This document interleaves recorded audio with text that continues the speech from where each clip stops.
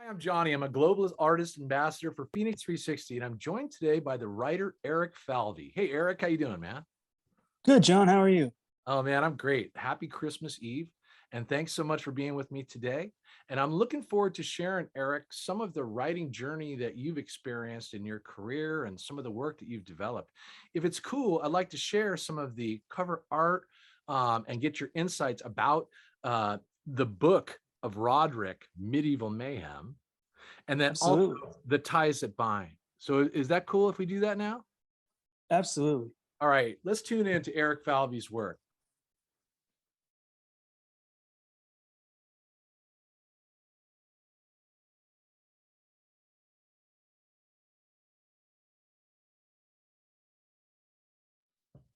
Eric, brilliant, man. Great to show that those covers and to give people insight about your journey as a writer. Could you tell us where you're from and let's hear some of those highlights?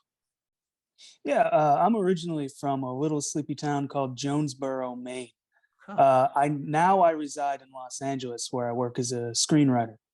But I have a real passion for the written word, and I just let it carry me. Oh, that's beautiful. Uh, Word has energy. So you have found a way to harness that energy, that creative inspiration inside. So that's very powerful, bro. And you're in Los Angeles now after growing up in Maine, huh? yeah, that's where I live. It took a while to get there, but I've been there for about 3 years now. Uh-huh. Oh, congratulations, man. Good to have you on the West Coast. I'm just up in Ventura, California. So, man, maybe there'll Okay. be time we hook up. But anyway, Yeah, sure. listen, I'm looking forward to hearing also, Eric, about your writing style and kind of themes that you are attracted to. And but first, can you tell me, were there other writers that you were engrossed in, maybe younger when you were younger, that helped inspire your writing? I don't think you can be a writer in Maine and not think of the name Stephen King. Ah, And obviously his work is brilliant.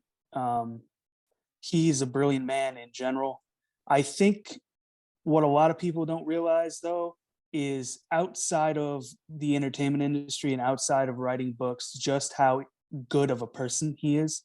mm, It's his commitment to his community and the way he takes care of people around him that really served as a true inspiration for me, because people who write and do it for a living, it's a passion for them, and passionate people carry that passion throughout all aspects of their life. And so, when you encounter a really genuine person, then you always root for them to be successful.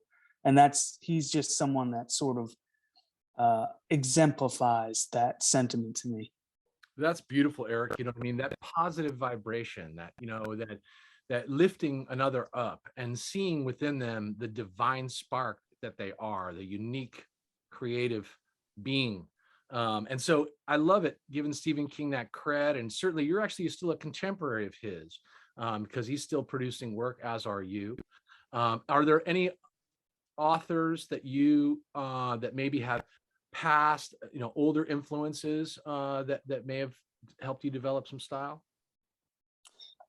Certainly, I think people who read a lot of my work are understanding of the sort of introspective approach I take to a lot of it. Uh-huh. And there's a certain sense of melancholy in my writing. And I've always liked to imagine myself as sort of a modern day Edgar Allan Poe. Ah, beautiful. I think he is someone who's really, really struggled with a lot of internal wars he was fighting with, and you can sort of feel that in his words. And I've always sort of felt that as well on my journey. And he's always someone who I've just sort of gravitated to. Oh, indeed. And he seems to have been the master at capturing the darkness that lies within us all. And that's why it's so powerful to connect with his art, to feel in a way some almost peace around understanding that duality within you of light and Absolutely. dark. So listen, thank you for that, Eric. Now listen, I know you started as an author and you published books, which is a tremendous undertaking and achievement. I'm so glad that they're available for sale on Amazon. So check out Eric Falvey there. But let me ask this question: you're working now in film. You're working writing screenplays. What's happening there? So I have two films that are actually set to drop in 2022. One is called Paradise, and that was put together by Hidden Empire Film Group. We shot that in Belize, actually. Beautiful. And that is, I think I mentioned, a horror film, sort of trying to go in the same direction as Stephen King.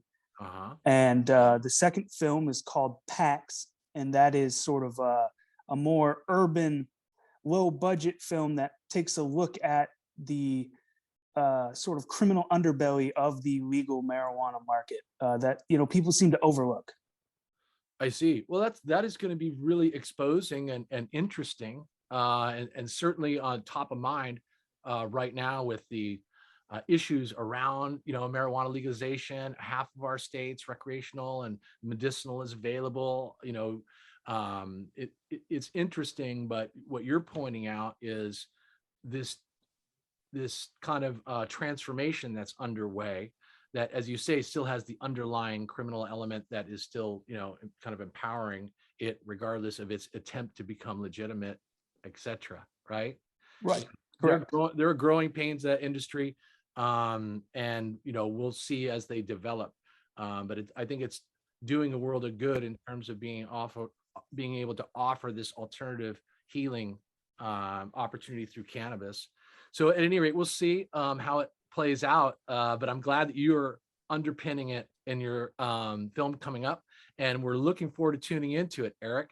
Everyone, I want you to tune into ERIC FALVEY's social media channels. You're going to find it below our interview today, and we're going to look forward to him coming up on FENIX360. Thanks, Eric. Really appreciate you being with me, man. Thanks, John. Merry Christmas. Yeah, Merry Christmas, bro. Take care.